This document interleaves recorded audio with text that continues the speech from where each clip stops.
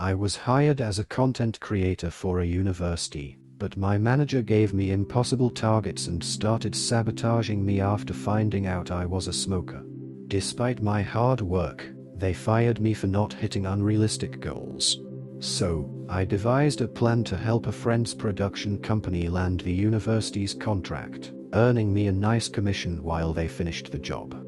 This happened in the early 2010s, before the advancement of technology in video editing and content creation. I was hired as a content creator for a university that wanted to leverage YouTube to kickstart their branding campaign.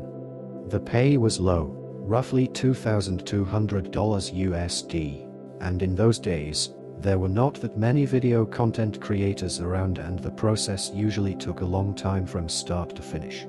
I was hired, and on my second day, my manager presented my key performance indicator of 85 videos with 3 to 10 minutes in duration, in 52 weeks, which was impossible for a one-man team in those days.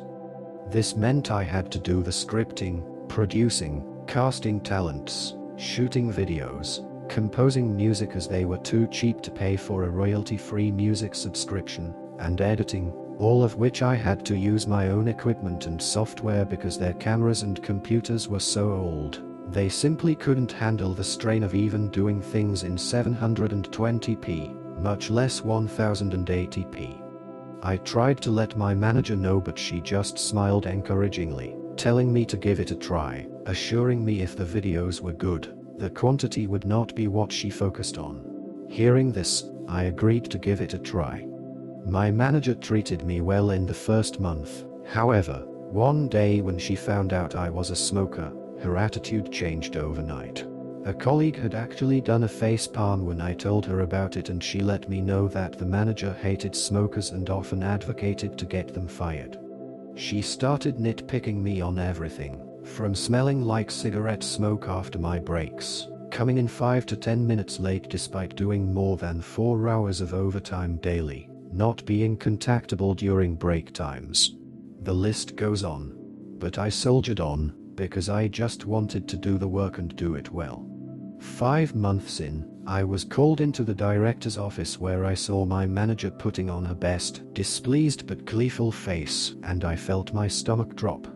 The director told me that she was disappointed because she had heard that I was falling behind on my work, and it was already halfway through the year and I had only completed 30 out of my 85 videos. I tried to explain that I had been working my butt off on these videos. I literally worked 6 days out of the week, over 60 hours just to do what needed to be done, and that being a one-man army made things impossible, and also the fact that the videos I had put up grossed the highest views ever on their YouTube page. I also recounted how my manager said that she was looking for quality videos over quantity. The director dismissed this and stated that the KPI was simply 85 videos in a year, and since it was almost half a year in with my numbers at less than half, she felt it prudent to cut the cord early. I asked how would they even meet the KPI if they were to fire me now. My manager had snorted, saying, "We'll find a professional production house to finish your work." The director had given her an odd look but nodded in her support nonetheless, telling me, "You don't need to worry, manager will get the job done." That was when a light bulb went off in my head. Seeing as I was the content professional in the office, one of my jobs was to keep a database of production houses to use in the event we needed to do a shoot that required more resources, and I was sure that they would be using the production houses in my database as my manager had no contacts in the production industry. So, I changed the contact numbers and messed up all the emails on all of the entries except one. The one, I had a friend working as a junior director, not an assistant director, but a director assigned to smaller video projects. I gave him a call and told him of my plan, and sure enough within 2 days, they were called to come in to pitch. I told him that I had a plan that was a win-win for us. It would instantly help him and put him on the fast track to a director position by bringing in that much business to his production house, and it would also benefit me financially.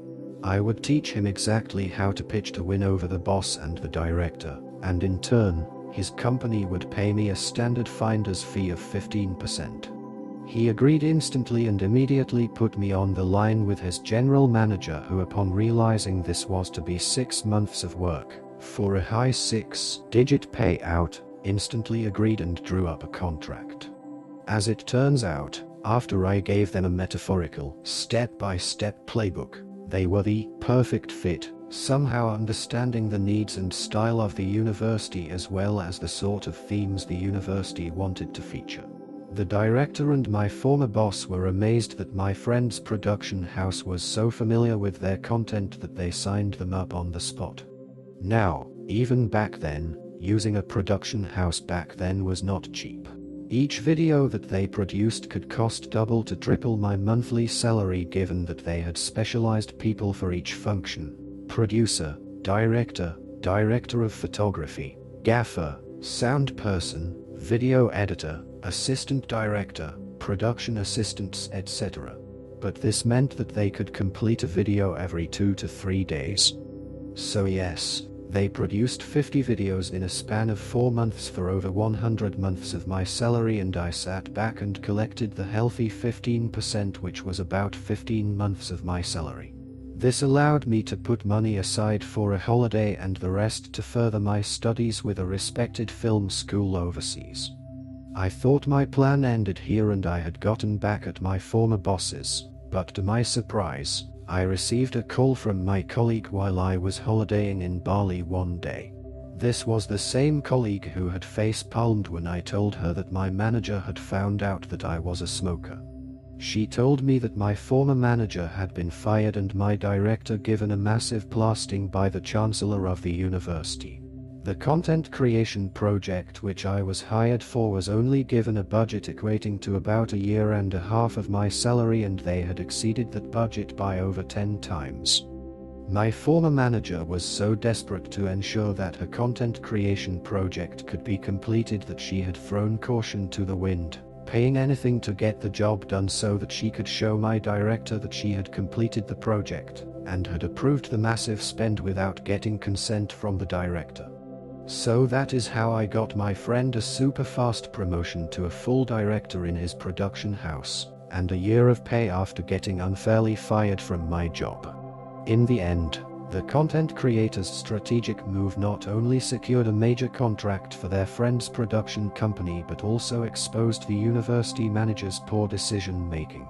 The manager, blinded by personal bias, ended up exceeding the project's budget by over 10 times, resulting in her termination. Meanwhile, the creator, having successfully turned the situation in their favor, walked away with a substantial payout and the satisfaction of knowing justice had been served.